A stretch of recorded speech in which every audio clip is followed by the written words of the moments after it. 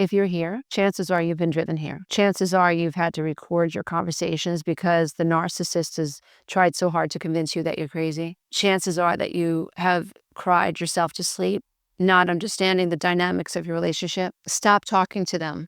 They don't hear you. And yes, a narcissist can fawn after your approval, especially after they begin to understand the gig is up, especially after they begin to understand that you see through them. This can be a very destabilizing time in not only the narcissist's life, but also in your life, because it means that you can't live in denial anymore. It means that you can't hold up the facade anymore. It means that you're finally going to have to deal with the feelings that maybe you have been ignoring, feelings that the narcissist has caused you to believe are unfair or invalid. And also, if you are a codependent and you tend to be a people pleaser, then this is going to be a time in your life where, even though you've always seen the narcissist's boo-boos, you may even understand, if you're highly empathic, why the narcissist can be abusive. This is going to be a time where your world is rocked, because it is going to be the time where you begin to realize you have to let go. You have to preserve the self. This is not easy for somebody who has high empathy or someone who is highly codependent, and especially if you have been in a relationship with an exploitive narcissist, a vulnerable narcissist, a grandiose, overt narcissist. These are people who lack empathy. These are people who are very grandiose in their perception of self. Everything is larger than life. They stub their toe, it's larger than life. They get a kudos at work. It is the greatest thing that's ever happened in the entire world. Doesn't matter that you've got an incredible recommendation or accommodation at work. When a narcissist gets a pat on the back, it's as if they've climbed Mount Everest. And woe to you if you don't treat them and throw bouquets of flowers at them because they've achieved this. They have the best lawn in the neighborhood. They're going to want you to acknowledge that. And so we're dealing with people who are grandiose in their perception of self. Now, just think about this, because I'm not sure it's ever been said this way before, and this might click. They're grandiose in this perception that whatever is going on in their life is grandiose and of the utmost importance. So it doesn't matter that you get 30, 40, 50 texts a day about one silly thing.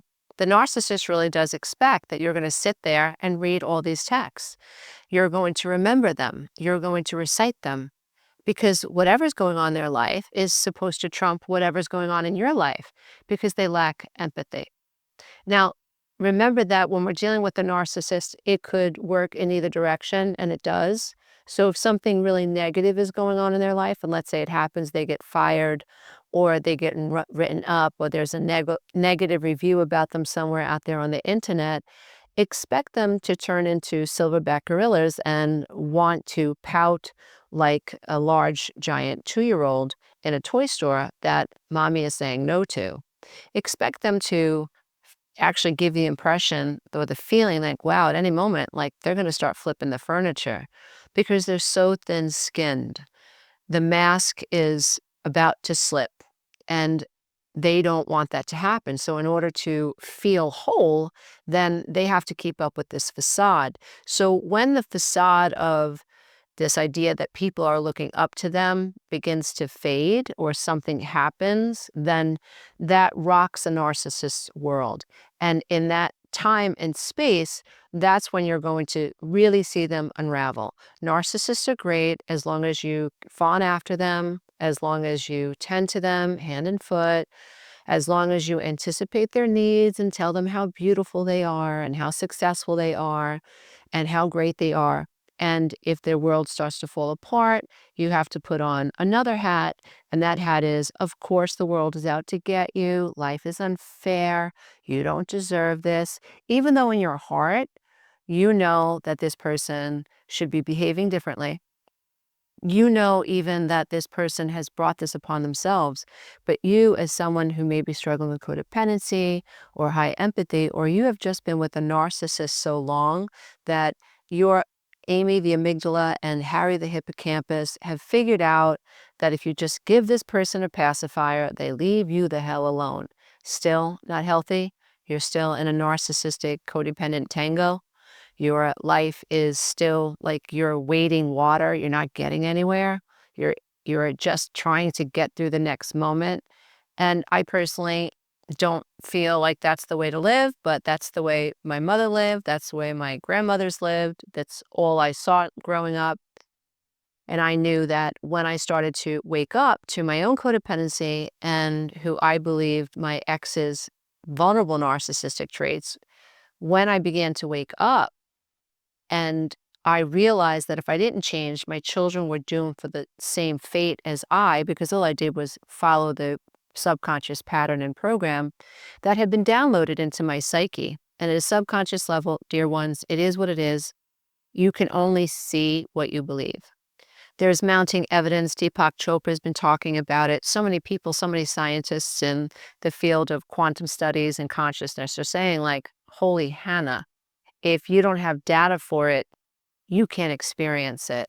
And that's why I love staying in this field, working with adult children with the wounds of the inner child and helping them turn their inner wounds into their greatest inner strengths, because I don't think it's fair that you can be born behind the eight ball, not get the type of parenting that a human being needs to live a successful life, and get stuck in this paradigm and not realize that at your core, you're a creator.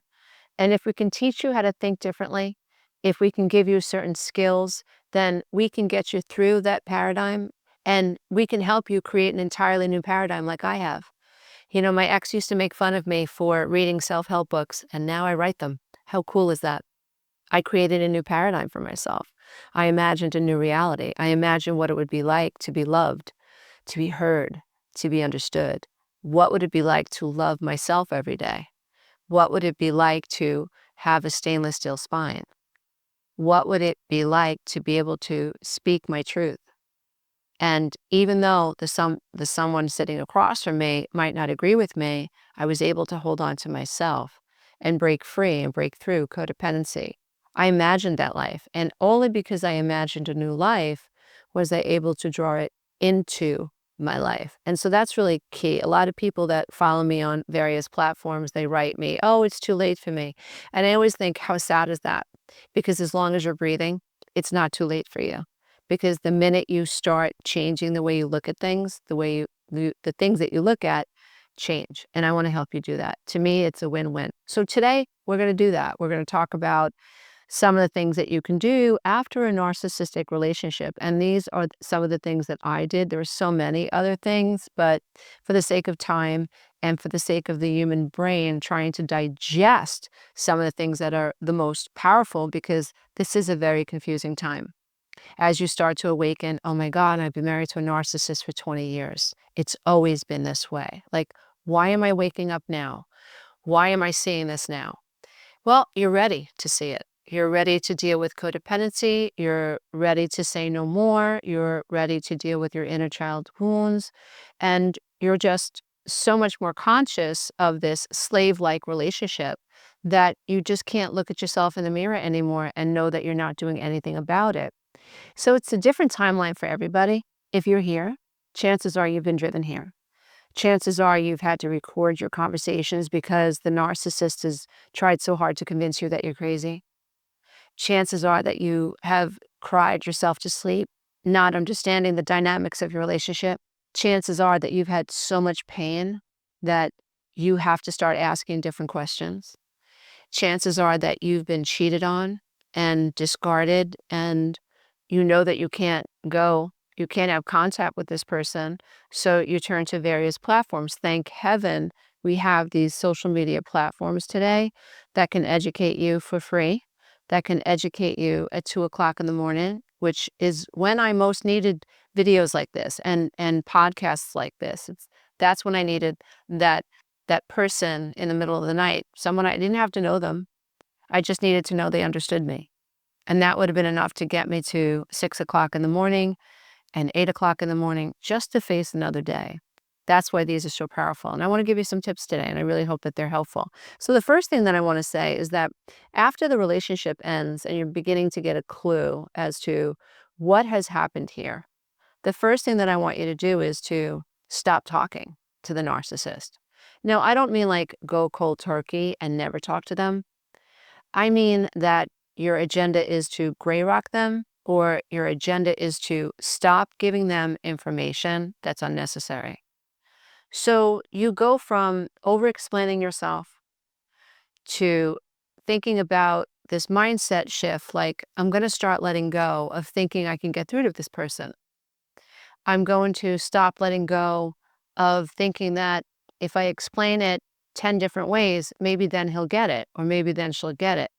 I'm going to accept that narcissists are designed to not hear me. Their brains, their personality, every neuron in their body is designed to give me the impression that they care, but they really don't. I'm going to accept that there's no empathy, or there is a lack of empathy in this person. And so rather than stay on this loop of defending myself and explaining myself or over explaining myself, I'm just going to stop doing that. And so if the narcissist walks in and tries to engage me in a difficult conversation, I'm not adding to the conversation anything more than necessary. And what's most important is that my mindset and my heart towards this person, they're changing. So you're changing in the psychological realm, you're changing in the mental realm, and you're changing in the spiritual realm. And that's going to change you on a quantum level. Your cells are going to start behaving differently as you start shutting down your emotions towards a narcissist, and you're developing this, okay, think what you want, judge what you want, perceive me the way you want. It's totally fine. I give you permission, right? Just give them permission. I've been saying this for many years. Just let them think what they want. You have nothing to prove. So that's the first thing that you want to start to do. And that's going to be a mental practice for you, because in terms of codependency recovery, which is what I teach, is that that first internal boundary is that it's dealing with the narcissist internally, where you imagine that you have this hand that comes down between the conversation in your mind and this person on the outside, and that hand comes down and says, no more, not today, we're not engaging, we're not trying anymore, we're not over explaining anymore, we are going to give this person permission to think what they want. I'm not giving any more information or any more data. They're not dragging me down a rabbit hole anymore. Huge. So what's happening is you're developing the mental skill to develop an internal mental, psychological, cognitive, and emotional boundary. Without that, another narcissist is just going to come right after this one and sweep you up in the same dynamics. So this internal boundary is huge. The second thing is that what I want you to do is just find about an hour a day and educate yourself on everything narcissism. And find people that you resonate with, find people that speak your language, find people that you can relate to, find people that I would say primarily have gotten to the other side of this relationship. And I suggest finding people who are in happy relationships today. People who not only understand narcissism because they went through it, and they understand what it takes to disentangle yourself and to heal from that trauma bond and the cognitive dissonance. But my advice would be to follow someone or to listen to someone who is actually in a successful relationship today. Somebody who has a track record of putting their money where their mouth is. Because there's so many videos out there and so many podcasts and so many books about narcissism today that just about anybody can start a YouTube channel about narcissism. But to really recover from narcissistic abuse is to be someone who has decided that because of this experience, and it could be parental narcissism, I'm not letting everything that's happened to me prevent me from having the life that I deserve, because I deserve to be happy. And so are you really happy if you isolate? You're protecting yourself. You're still in survival. Sure, you hedge your bets and you're not going to be abused by the outside as often, but isn't it great to consider that you can heal and that you can reemerge into the world like Joseph Campbell talks about on the hero's journey? That you can go into the cocoon and you can come out this magnificent butterfly and create the life that you want.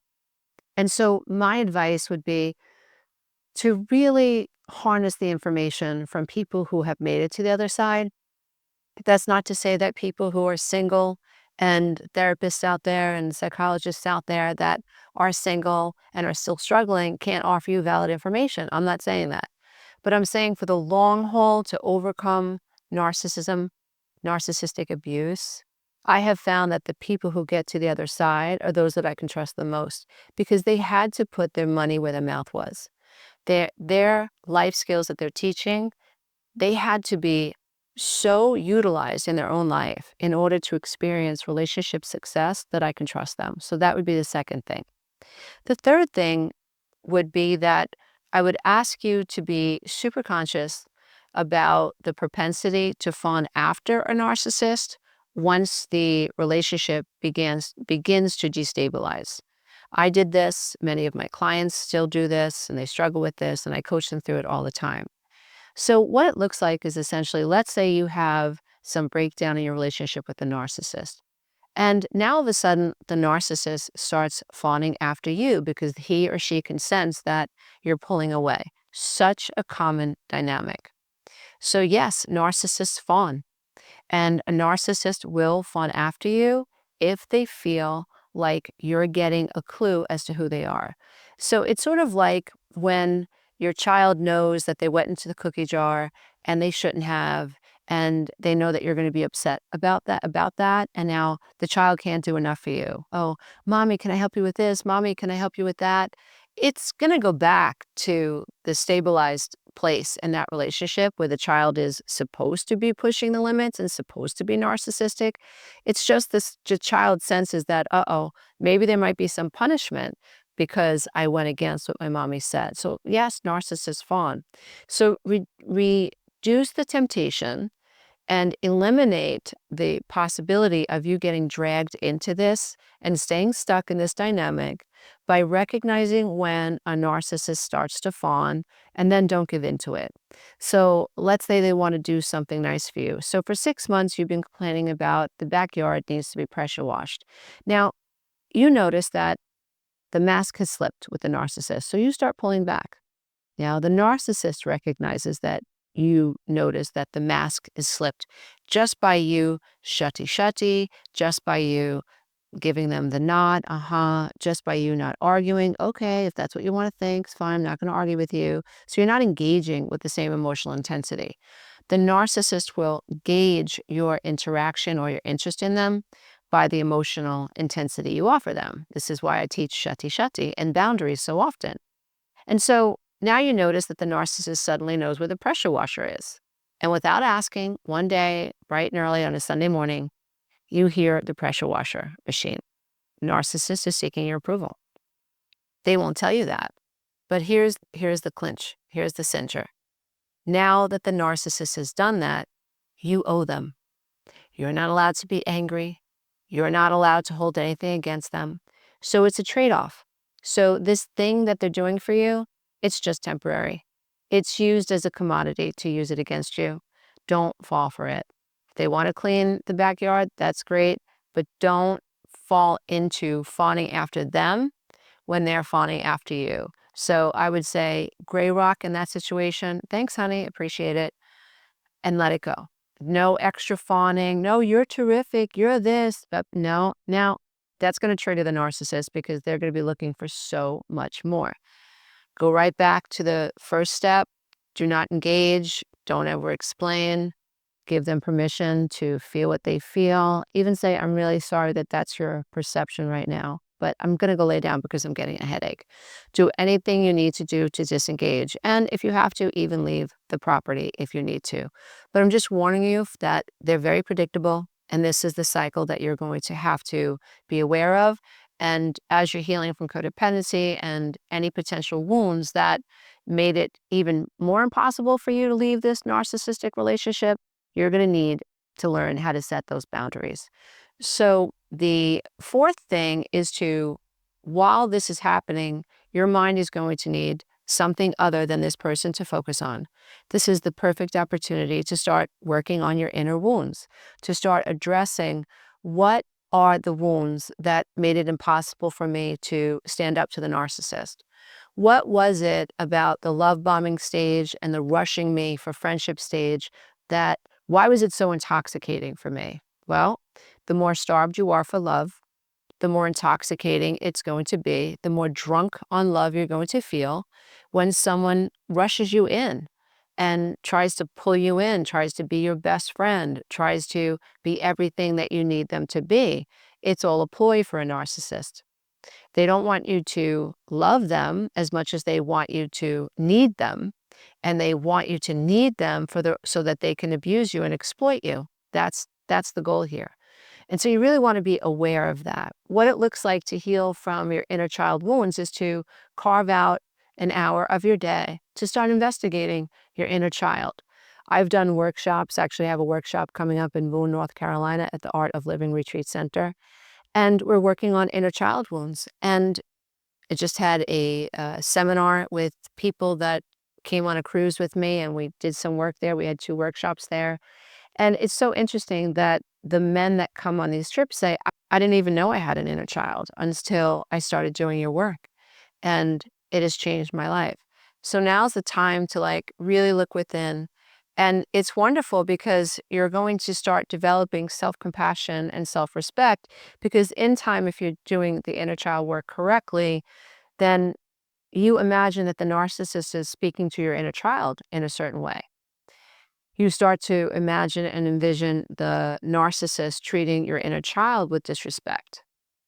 You start being this observer of how gaslighting, projection, flying monkeys, triangulation, severe victimhood, you start realizing how all of these tools of manipulation, all of these games are being used against your inner child. And it becomes so much easier to set boundaries from that perspective. Great opportunity. I have an inner child healing workbook that is very reasonably priced if you want to start that. And I always recommend the 12-week Breakthrough Coaching Program as a foundational program, Conscious Healing Academy. It is groundbreaking. It has helped thousands of people heal the wounds of the inner child and really set them on the path to owning what they think, owning what they see, owning what they perceive and believe. And it makes them far less likely to be a magnet for narcissistic abuse in the future. The 5th thing that I'd like to suggest is to actively seek support. So what you're going to be looking for are Facebook support groups or podcasts or YouTube videos or meditations, anything, any resource that you can get your hands on outside of you that will give you a place to land as you learn more about what narcissism is, what codependency is, what inner child wounds are, how they all kind of fit together. And I highly recommend anybody who has a history of alcoholism in their family to also do work on ACOA issues. Understanding the adult child of alcoholic at a psychological level, you start to understand why it is that you went into a people-pleasing role. And rather than marry a happy person, you married a project. You married somebody that you had to fix. You married someone that you had to become a caretaker to. You kept hoping and hoping and hoping and hoping that one day it was going to get better. That's what adult children of alcoholics are trained to do. They're brainwashed to be the fixer, the caretaker, the rescuer, the hero. And in the background of the psyche is one day it's going to get better, one day it's going to get better, one day it's going to get better. So it's a false reality. It's a cognitive distortion, and it's a fallacy. And in all of my work, I try to help people deconstruct these fallacies in a very systematic way. So we clear them away for healthier cognition, healthier belief systems, which becomes the foundation of their future desired reality, which is amazing. But with these cognitive distortions at the subconscious level, they sabotage you. And so it's really important that as you're healing at the subatomic level, as you're healing at the subconscious level, you get support. It might look like a therapist who's trained in CPTSD or a therapist who's trained in narcissistic abuse. It might look like working with a life coach like myself, who is trained in codependency and trained in narcissistic abuse, who's the experts in these fields. So you really want to start branching out, getting out of your mind, getting out of your box, getting out into the world that can support where you are now. Remember, a narcissist has most likely isolated you. They've tried to make you feel crazy for thinking differently. I remember when my ex would make fun of me for going to a CODA meeting or an Al-Anon meeting, just trying to like better myself. Like it was such a threat to him. But at the time, I was so codependent. I had been so emotionally abused by my mom and verbally abused, psychologically abused by my mom and even my dad and my family that it was just, I believed him. I thought maybe he's right. Maybe I am selfish for reading Codependent No More. Maybe I am selfish for asking to go, sit downstairs by myself so I can spend 15 minutes journaling. Maybe I am selfish for wanting to go into therapy. Maybe he's right. Maybe he's right. And eventually, as I stayed on this path and I dug in and I dug in, I was like, he's wrong.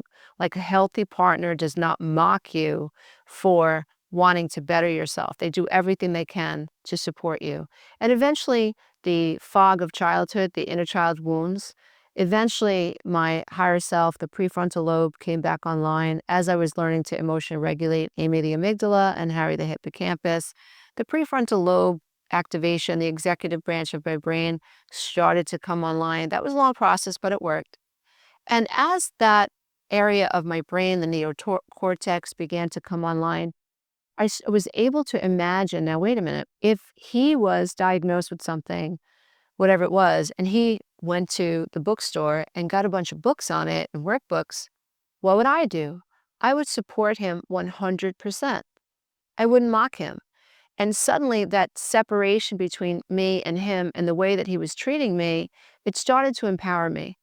I started to realize, wait a minute, my perception of him, my feelings of disgust towards him, because I really was disgusted by him by the time I was able to tell the truth, doesn't mean that I was healthy, because I was not. I certainly had my own breakdowns, mental and emotional breakdowns during that time when we were separating. It was the worst time of my life, but it turned out to be the catalyst for the best part of my life. It's why I'm here right now doing what I'm doing with you.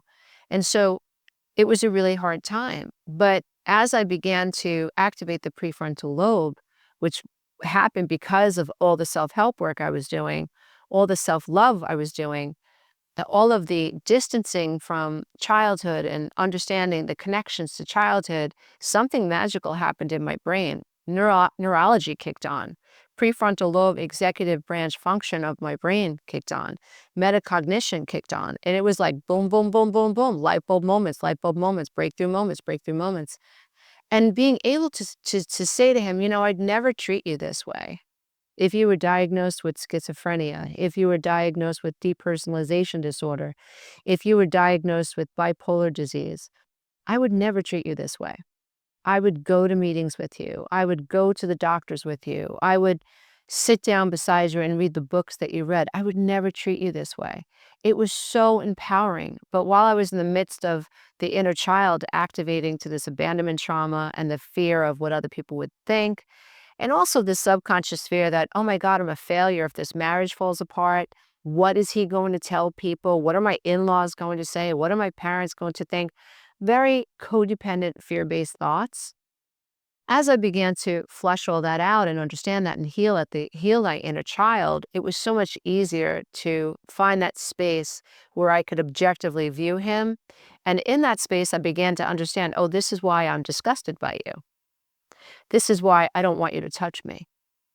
This is why you getting close to me sends chills down my spine. I mean, it was so bad that I didn't want to stand next to him. I was disgusted by him. My skin would crawl. And so obviously living and being married to someone like this is very difficult. And they can feel it when you start accepting how you feel. They can feel it when you say no more intimacy, no more hugging. I want to move into another bedroom. They're not happy. As long as you are intimate with a narcissist, they think everything's okay. As long as you're going to external affairs with them, they think, okay, I still got him. I still got her. It's when you start retracting and you start retreating and you start not doing that anymore, and you're no longer as afraid of signaling, I'm done, that's when they start to really understand that you are done. And you have to be careful in that situation. That's why having a game plan and exit strategy is so important. The last thing that I would say is don't stop. In other words, like lots of my clients and including myself, once I was out of that first relationship, I wasn't doing enough to get clear about what I wanted in the future, which is why I ended up attracting 1, 2, 3, 4, 5, 6 narcissists in that time that I was separated from my husband and met my husband, Anthony. Ver Separated from my first husband, or divorced, separated and divorced, and then eventually finally manifested my wonderful husband, Anthony. So yeah, it's exactly why, because I was not getting clear about who I was and what I wanted. I was still in the throes of abandonment trauma. And for me, I had a false awakening. So, and I'm not alone, because I've coached thousands of people at this point inside my coaching programs as well as personally. They've all said the same thing. So many of them have said the same things. I thought that he and I, or she and I, were codependent. I had no idea. I had no idea that I was sick. I had no idea that I was toxic. I had no idea that I had ignored and abandoned my inner child. I had no idea that the little girl, the terrified little girl inside of me, was doing the laundry, was intimate with my ex-husband, was having children. I had no idea that my childhood affected me, and that ending that relationship with one narcissist was enough. Even those clients I just spoke to one recently, who is out of the relationship for 2, 3, 4, 5 years, and the first time she dates, she's right back into a relationship with another one. Why? Because we haven't healed the resonance. We haven't healed the emotions. We haven't healed the cognitive distortions that put you in a place of caretaking and tolerating the intolerable. We haven't dealt that. We haven't dealt with that. We haven't gotten that far yet. And so ending a relationship with the narcissist is not enough. You have to heal, and you have to start imagining, what is it that you do want? So don't stop. You have to really start thinking about who you are, who you want to be. What does the best version of yourself look like? What does the best version of you wake up and tell herself or tell himself every day? What does the best healed version of you feel every day in and day out? Where does the best version of you live? What type of partner does the best version of you attract? What do you tolerate? What do you not tolerate? You start pre-paving for the future desired reality. Remember what I said earlier. And it's true. I tell my kids, I just talked to my youngest daughter today. I was just like, I'm sorry, kiddo. One day I'm going to be off into the quantum field. And I want you to know this stuff, that if you're not imagining what you want, you can only get what you got. And where people say, like, oh, I don't have any luck. Well, you just commanded that into the quantum field too. So if you don't think about the type of relationship that you want, you're only going to get the type of relationships you've got. It, no one's out to get you. The ability to create a healthier life is within us all. Now, CPTSD, codependency, childhood trauma, all sorts of trauma are going to make it a little bit more difficult. And it's going to be more cognitively, psychologically, mentally, emotionally, spiritually, vibrationally, and even neurologically. It is going to be more challenging for somebody who lives from Amy the amygdala, because in order to step into the God potential, you have to activate higher consciousness.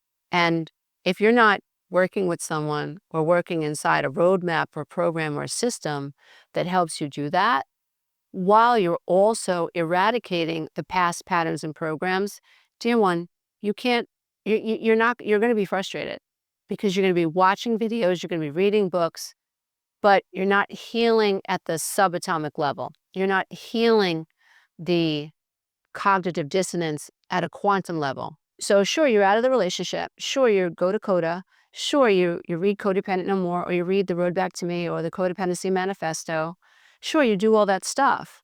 And you isolate for like 2 years, or you don't date for 2 years, and boom, you're right back into another narcissistic relationship.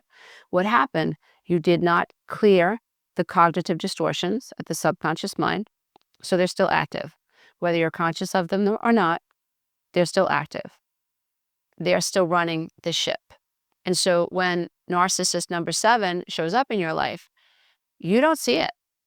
And if you do see it, you do feel a red flag because of all of these cognitive distortions, and because you haven't, also 2 things, cognitive distortion, and you haven't laid down another track or another reality for a future reality, you end up doing the same thing again. Rinse, recycle, and repeat. So the crux of my work is to get this message over to you that you realize it's not you, it's your programming. And you can have a healthy relationship. And you can have a healthy relationship with self. You can stop abandoning the self. You can eradicate the cognitive distortions of the subconscious mind. You can. But you have to work with people who know what they are, right? This is all I do. I've studied myself. So I am so keen. I understand so many blocks that somebody who comes from childhood trauma have. I just have a conversation with them and I'm like, okay, that's where she's stuck. Okay, that's her block. Like this, because I've done it for the past 20 years. It's all I've ever done. And I'm also so aware of my own missteps. I'm so aware of my own cognitive distortions and the lies that childhood trauma tell me you're not good enough, you're never going to make it, you're only going to get so far. Those are just cognitive distortions because the truth is anything is possible. Anything is possible. The quantum field says that anything is possible. But people believe the story they tell themselves and the story they've practiced over and over and over. They don't realize it's an unconscious blueprint. It's an unconscious hologram. You can have a new life. I'm experiencing that now with my husband, Anthony, and his 3 children, my 3 children.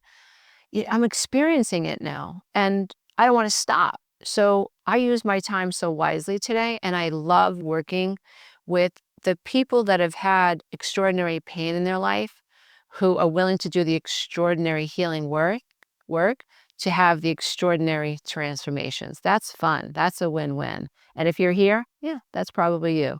If you'd like to learn more about how I can help you break through, visit www.lisaaromano.com. I highly recommend the 12-week Breakthrough Coaching Program as a wonderful place to start. I offer it on demand and I offer it live. The on-demand version is 50% off the live version price. However, the live version comes with exclusive access to me, my life coaches, and exclusive content. And if you'd like to work with me personally, email me at coach@lisaaromano.com. Thank you so much for being here, dear one, and believe that you are enough, and also believe that you're worthy of happiness. A lot of trauma survivors don't really believe that they deserve to be happy. And everyone does, because everyone is a facet of the divine. Namaste is about to the love and light that is absolutely in you. Hey, if you love this content, don't forget to check out the next video, and you can go to my website and take the codependency quiz.